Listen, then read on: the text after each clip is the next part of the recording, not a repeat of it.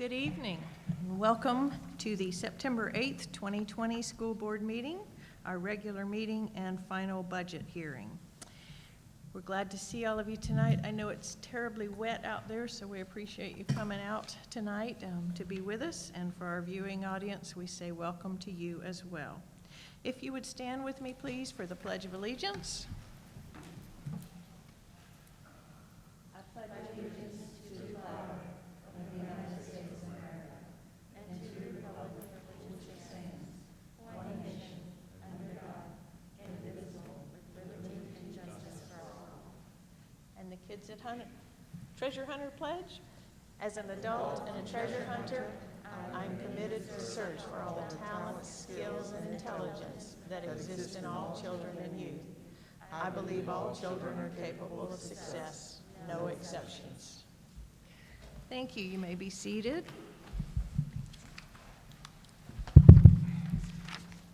We have several public hearings tonight, inclusive of our budget. But let me remind you that if there's anyone that wishes to address the board tonight, and it doesn't have to do with the public hearings, be sure you have filled out a speaker's request form and get it up to me. Okay, we will now open our public hearing for the final millages and budget. Mr. Superintendent, I'll ask you to lead us through. Thank you, Madam Chair. I'm going to ask Michelle to come on up and make her presentation at this time.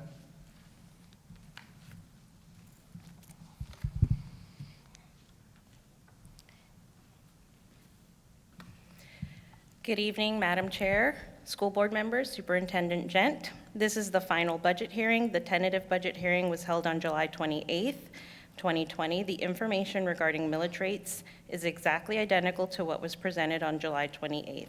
There were no changes to millage rates and budgets changed slightly, so we will go through this fairly quickly while I still cover the required elements. At the end of the presentation, we will vote to approve final millage rates. After final millage rates are approved, we will vote to approve the final budget and resolutions, all three resolutions at one time. This slide shows the taxable value, millage, and tax collection revenue estimates at 100% and 96%. We budget at 96%. Last year, we collected 96.63. As a reminder, the board must levy the 3.7010 required local effort millage and the 1.0000 voted operating millage, the 0.7480 discretionary millage, and 1.5000 capital operating millage are maximums. The only action the board could take would be to reduce those, and we do not recommend reducing. Total millage is 6.9490. The board does not have the authority to increase the millages that are set by legislature, and it is our maximum millage for the 2020-2021 school year. This slide shows a history of the millage rates from 2007-2008. Over this time frame, our highest millage rate was 8.1770 in 10-11. This slide shows the break between capital, operating, and voted millages and where the legislature demanded a shift.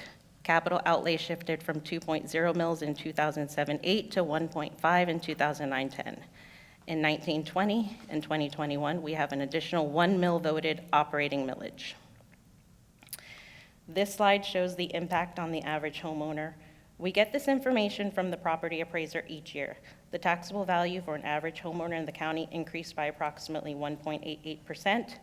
There is a reduction in the non-voted millage by 2.83%. So on the average homeowner, an average homeowner should see a reduction in about $6.83. This slide shows the taxable value history. The entire county's gross taxable value makes up the tax collections that you will see on the next slide. This slide shows the gross tax collection history for comparison purposes.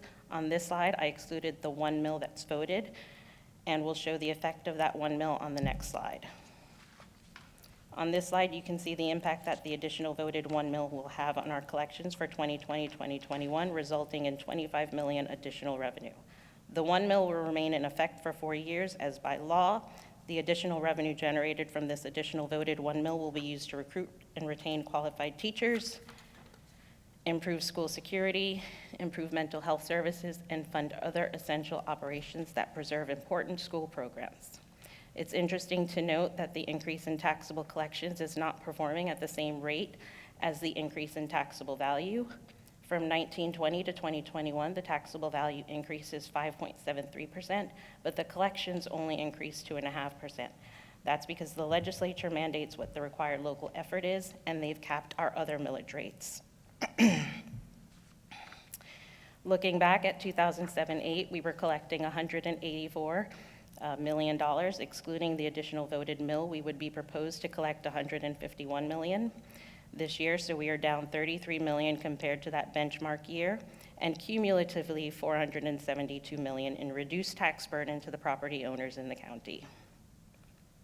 Incorporating the one additional mill, we are proposed to collect $176 million, and we are still down $8 million compared to that benchmark year, and cumulatively $422 million in reduced tax burden to the property owners in the county. The rollback rate discussion is something we are required to talk about. Here's a slide that will explain it. In 1920, the taxable value was $25 billion. The millage rate was 7.1220. That generated $178 million. The rollback rate is a calculated rate that will generate the same revenue using this year's net taxable value. The rollback rate is 6.8964, so 6.8964 times the current taxable value generates $178 million. Since we have a proposed rate of 6.9490, which exceeds the 6.8964, we have to compare those two and make a public statement that the proposed rate is 0.76% greater than the rollback rate. And here's a summary of the budget. This includes beginning reserves, revenues, appropriations, and ending reserves. Grand total of $647,093,043.07, which is amended throughout the year by official board action. We have received the report from our CFO. Are there any in the audience that wish to address any of the items brought up this evening? Okay, seeing none. Mr. Superintendent, we will go through the list of your recommendations.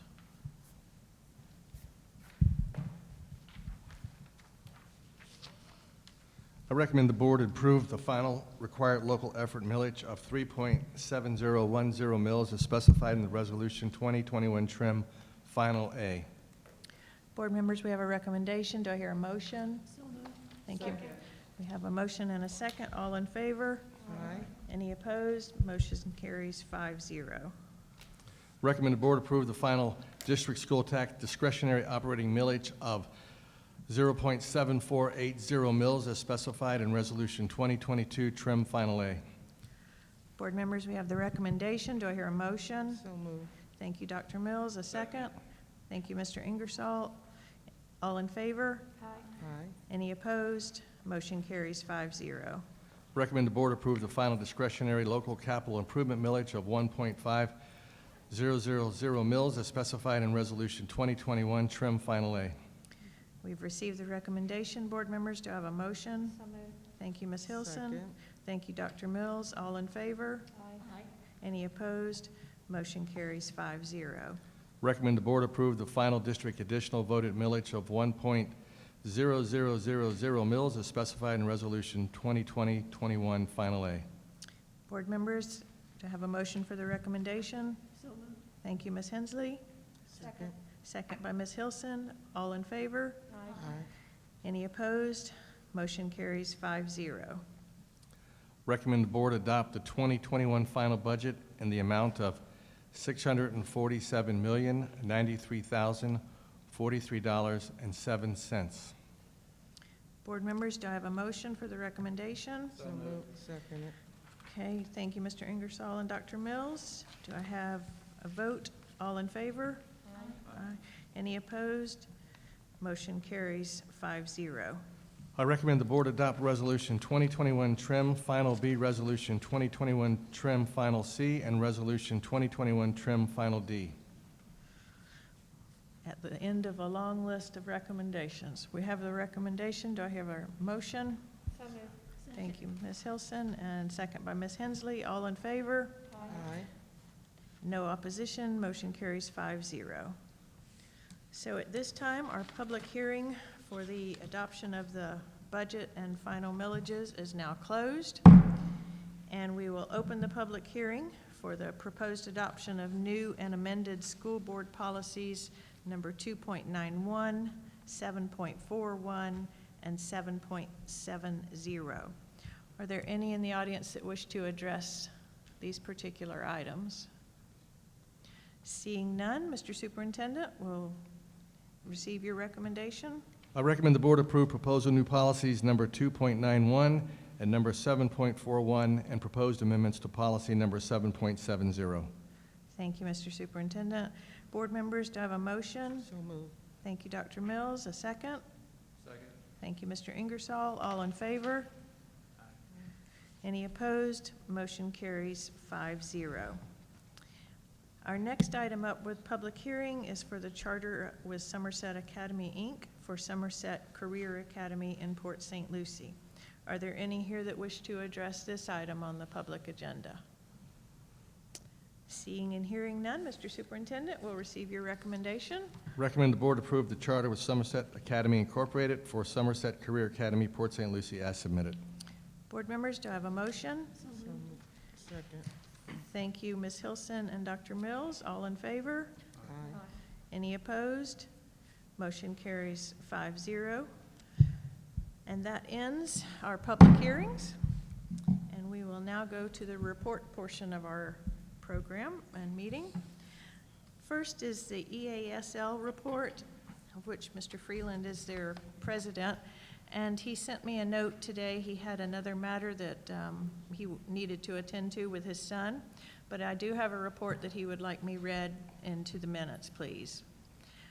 I do want to share that while we have considerable work to go dealing with COVID-19, many concerns have been addressed, and I feel there is much good work being accomplished, including the signing of 2 letters of understanding last week addressing the safe return to work. I feel that while not perfect, I do not believe that there are perfect solutions to the unprecedented situations we are facing. The LOUs strike a good balance between the operational needs of a functioning school district and the very, very real health and safety concerns our members are facing as we begin the start of the new school year. Never one to miss an opportunity, I do want to say that the union does have some concerns regarding virtual classes, including ballooning class sizes. We also have concerns about our insurance renewal, about our unfinished full book negotiations, and a potential budget fall at the state level and its impact to our local budget. Hopefully, the district will continue to work with the union to address these and other issues of mutual concern as we move forward. And that, again, was from Mr. David Freeland, who is the president of that particular, the EASL. Is there anyone here for CWA? Seeing none, then we will move along to the consent agenda. Mr. Superintendent will receive your recommendation. I recommend approval of the consent agenda as submitted. Board members, we have a motion for approval as submitted. Do I hear a motion and a second? So moved. Thank you, Dr. Mills and Ms. Hensley. All in favor? Aye. Any opposed? Motion carries 5-0. Okay, board members, before we, excuse me, I need to back up. I should have asked, were there any items to pull for separate item or vote? Seeing none, we have then received the superintendent's action for the consent items, and now we will vote on your recommendation for the agenda as presented. All items. I recommend the board approve the agenda as submitted. Thank you. Do I have a motion? Second. Thank you. All in favor? Aye.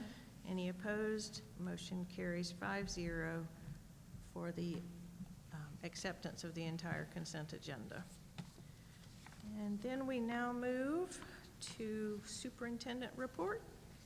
Mr. Superintendent? Thank you, Madam Chair. Rather than have them come in, as we're trying to avoid large groups of people together, I gave you a handout you should have received this evening. It's on your table, and it shows our 4 new principals, Latricia Stubbs, Brad Lehman, Dr. Kelly Negro, and Dr. John Leslie. And then on the back side, it shows you our assistant principals as well.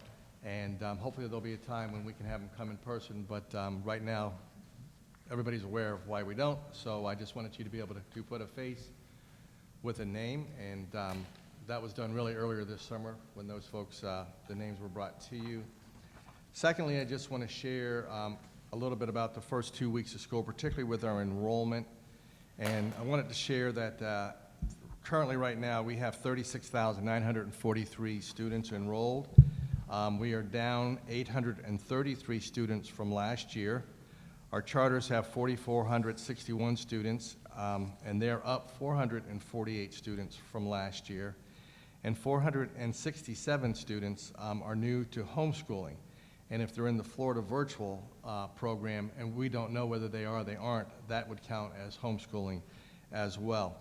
So it kind of, those numbers themselves will kind of balance out. We kind of think we know where everyone is based upon our projected enrollment. And in Palm Point as well, their enrollment is 1429, and that has remained the same over the last 2 years. As far as parents and their choices, we're at 55% for My School Virtual and 45% for the traditional schools. Beginning September the 18th, that week, parents will have an opportunity, if they choose to switch from one to the other, whether they want to go into My School or come into the traditional. That will really be the last opportunity until the winter break. It is a tremendous amount of work to make those switches. We tried to accommodate as many parents as we could, but normally even opening the regular school year to balance schedules at the secondary level especially is very challenging, and then this year was a much more challenging role with us, and our schools and our counselors and district staff have done a phenomenal job with that. So parents, and that information is being messaged out to our parents. It's already been out. We'll continue to send that out, and then that will be their opportunity to make that. We'll handle extenuating circumstances on a one-on-one basis as we normally would, but we want parents to understand that this is a commitment right now. And so that's where we are, and they'll have that week, and it will take about a week to 10 days to make that transition. So going into the beginning of October, particularly before we get into the new 9-week period, we should have all that worked out. As far as our information on our COVID cases, and I know I update the board pretty much on a daily basis with this, but I want to give you cumulative numbers since the beginning of this. With staff positive cases, we have a total of 58, and that's from the beginning of when the pandemic hit. 15 of those are in departments, and 43 of those involve school staff. That doesn't necessarily mean teachers. When we talk about school staff, that could be anyone that works at the school center building. Those that have been quarantined, there's been 146 total quarantines for staff members. 29 of those are district staff members, and 117 would be at the school staff, which would be quarantined. With students, we're currently at 17 students that have tested positive, and that includes our charter schools. With students quarantined, the number is, and this would be since the beginning of the school year, 375 students. 190 of those, as a reminder, the board, were from 2 football programs. So we've got 375 total students, 190 from football. If you take those out, that would be 185 students that would be quarantined. Today we have, I think, approximately 37 students that are going to be notified from Treasure Coast, and 3 staff members from Treasure Coast High School, as we have a student test positive at the school center. I want to commend our staff, particularly Bill Tomlinson and Bridget was in here. She might be, she's in the back, because they work in tandem with the health department, and Bridget, and for Bill and Bridget, this is, they do an outstanding job with that. So we're able to work with the health department, notify our school centers. Lydia Martin sends the information out to our parent groups. I try to notify the board. So it's been working very, very well the communication process, and we'll continue to do that for as long as is needed. There was an issue that came up regarding the gaiter mask, and we had made a decision to not allow those into the schools, and I just want to mention that to the board. There was a study that came out from Duke University, and within that, they talked about that in a traditional gaiter, and I know what they are because I wear them on the boat sometimes. But what the Duke University study showed is that even they're thin, they're stretchy, it's a stretchy polyester, they're very comfortable, they're very breathable. That's why we wear them out in the outdoors. But because of the thin fabric, which most of them have, then this turns large droplets into small aerosol droplets that would come out. And so when the Duke study said it could do more harm than good, that was really a summary of that study itself. And that when they're an aerosol, everyone knows that an aerosol doesn't fall to the ground as quickly as a droplet would fall to the ground. Disney has banned them as well. And so we sent a school messenger out, and I shared it with the parents based upon this information. And there's other studies out there that talk about this as well. The CDC has mentioned it. We have to err on the side of caution for our students and for our staff members that are in the school center.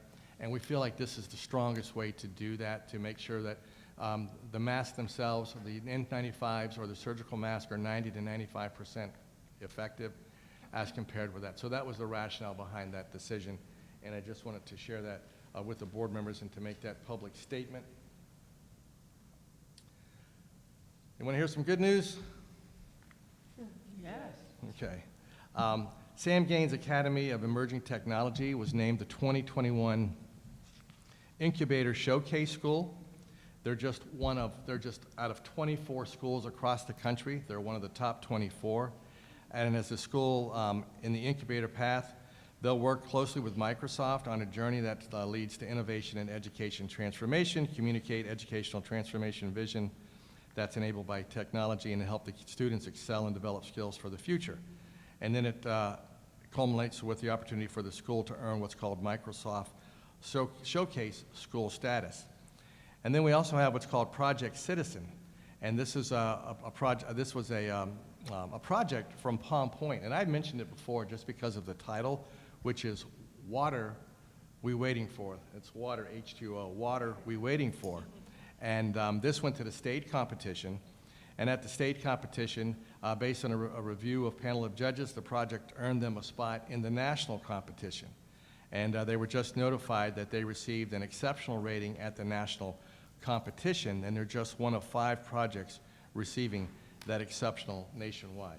So I want to congratulate Palm Point and the students for that, and maybe one day we can bring them in here and have them be recognized as well. If not, we'll send you a nice picture of them. And I believe that the overall, I'm not sure what week of school we're in. What, Helen, Dr. Wall, what week are we in? This is our 3rd week, okay. And I knew that. I was just testing staff. But we have had a very, I would consider, an excellent opening of school. The first couple of days we had, you normally have the bumps that you've had. I'm not sure if you received any transportation phone calls this year. So that's been just because of the smaller ridership, that's gone very, very smooth. We did have a glitch with our technology the first couple of days, and that was really, I don't want to get into the weeds, but we had to replace what's called a network appliance. And so we've been working on a backup system, trying to work through that issue.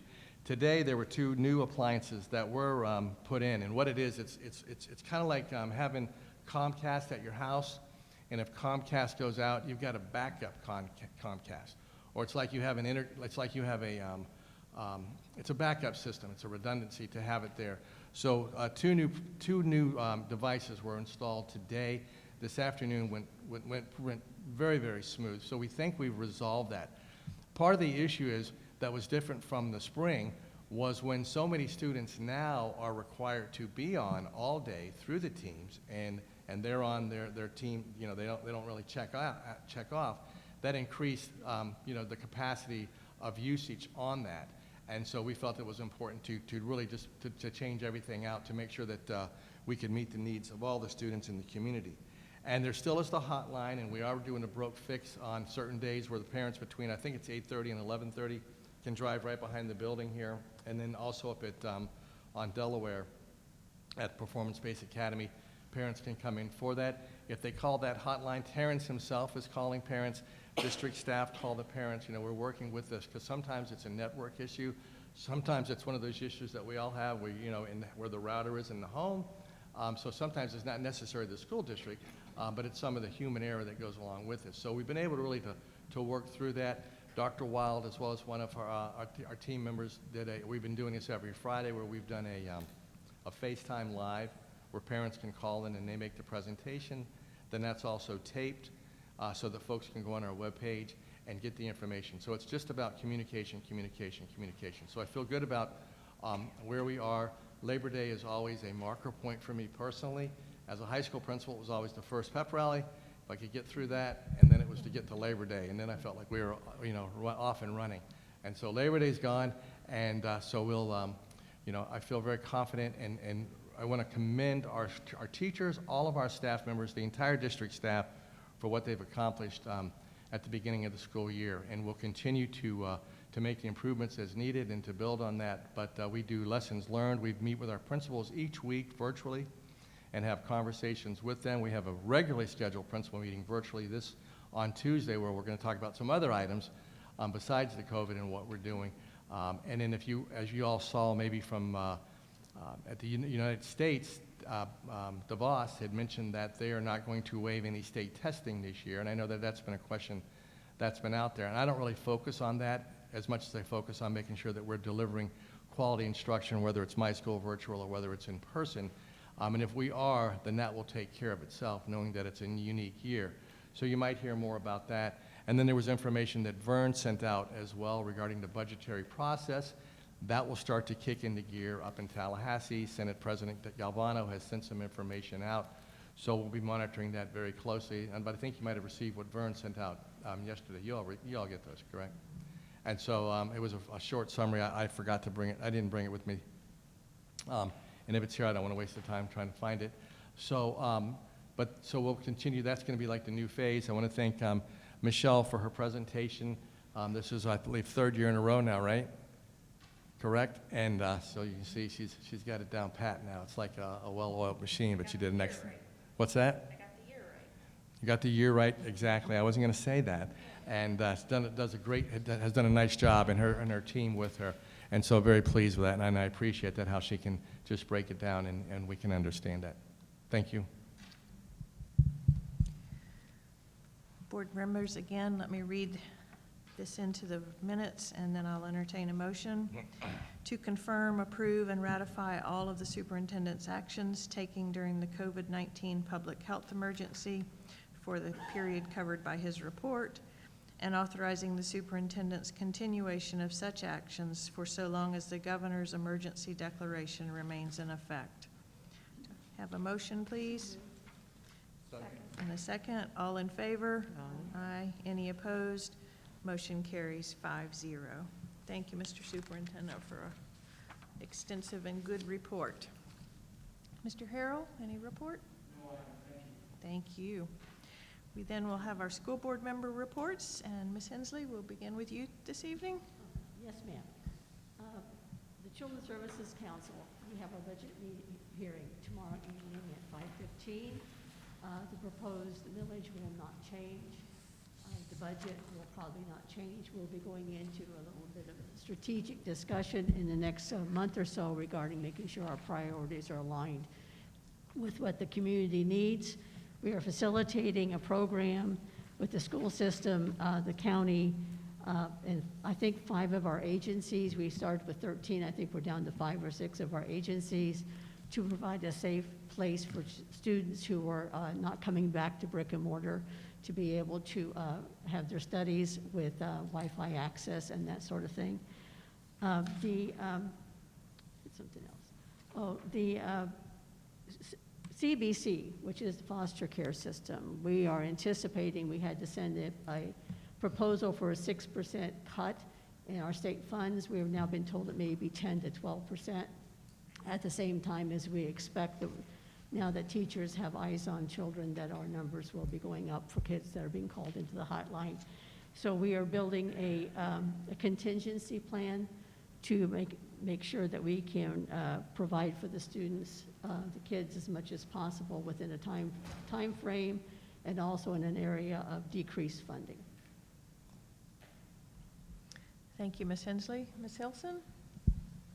Just want to thank all the staff members. This was such a difficult time for all of us, our bus drivers, our cafeteria workers, our teachers, our administrators. Everything was different.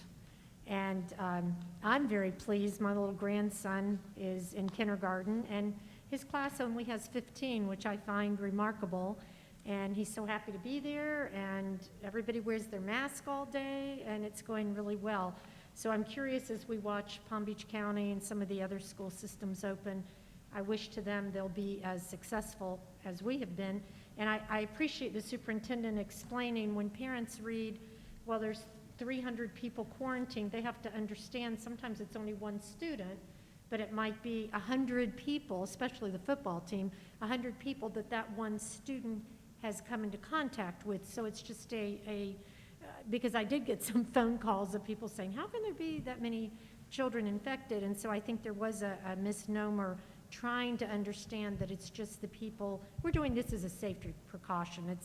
And I think that's the way we're going to finally get around this virus, is by wearing masks, washing our hands, social distancing. I mean, if we know anything, we've learned that is effective. So, and I just want to thank all of you sitting out here. I know you've worked really hard. Thank you. Thank you, Ms. Hilson. Dr. Mills? I'm going to pass. Mr. Ingersoll?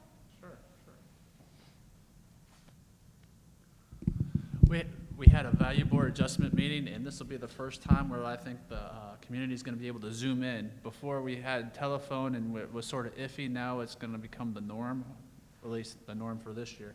So just letting you know that's going to be a little bit of change there.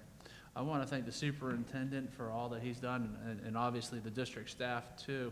You know, we had a plan, and I know people didn't think we had a plan, but we had a plan. And you don't really get to see the plan until you're in the plan. And just seeing the cafeteria and the way that the cafeterias are working, you can go to Walmart and it says go one way and you go the wrong way and it doesn't matter. It doesn't happen in our schools. And I'm very appreciative of the staff members that are sticking to it, making sure that there's social distancing in the cafeteria, in the library, on our buses. And that took a lot of work.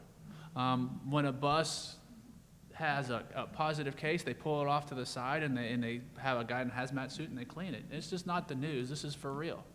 We really do care about your children. And knowing that, I want to thank you, Superintendent, for opening up the schools, the brick and mortar schools, because it was a tough decision. It was a tough decision to bring children back. It was a tough decision to bring teachers back. But I look at it and I talk to the people in my community, my Fort Pierce community, and those kids deserve an education. You know, us closing that down didn't give them an opportunity because they don't have computers. They don't have the parents at home. Yeah, the first couple of weeks of school were rough. Some people had parents. Some people don't. So that's why it was important for some of our kids to go. And I thank you. I thank you for the community understanding it, working through our problems. Not just our problems. It was a nationwide problem. So the community's been very understanding. Our teachers have been over and above phenomenal. Over and above. Yes, there's been issues, and they've conquered it. When the internet goes out, they call the parents and say, hey, we've had an issue today. Just want to let you know it's not your child's fault. We're just going to start working on it tomorrow. Getting the computers. You know, we've done phenomenal. At the last minute, a kid gets quarantined, don't have a computer, well, we'll make sure they have a computer. We've done a phenomenal job there. The health department. I had grave concerns when Clinton Stewart came in here. I was like, oh, Lord, this will be a quick one. But they have done a phenomenal job working with Bridget and making sure that the appropriate students get quarantined. You know, we're not quarantined just because it's, you know, pew, pew, pew, it's fun. No, we're doing it for the safety of everybody else. The safety of not just the kids at the school, but the family members, the grandma and the grandparents. And this has just been a community event that I think has been, to knock on wood, has been pretty good. And I appreciate the time and effort that the cabinet has done and everyone has pitched in from social services to ESC and everything, transportation. So I'm telling you now, I'm excited. I'm excited about what the fall has to offer. Football season kicks off next week. I would like to hear a band play, if not have 3 or 4 instruments out there. But volleyball season's kicking off, and the kids are excited. If you haven't been by a school, we opened up a few schools with a tunnel of hope, and those were phenomenally attended by community members. So that's basically it. I've had a great couple of weeks of school, visiting schools and being a part of it, and thank you for the principals inviting us out there to watch and make sure that, not to justify, but to understand what's taking place. So that's it. Thank you, Ms. Holly. Thank you, Mr. Ingersoll. Madam Chair? Yes. You brought up the tunnels of hope, if I may. We didn't get to do as many as we normally do, but I got something from Rick Miller, who started this whole movement out of University of Arizona. His comment was, no matter what goes on, St. Lucie County insists on keeping our focus on our children. And I think that says a lot about our district, our staff, and our citizens, and our kids. Indeed it does, Ms. Hensley, indeed it does. And our business is concluded, so we are adjourned.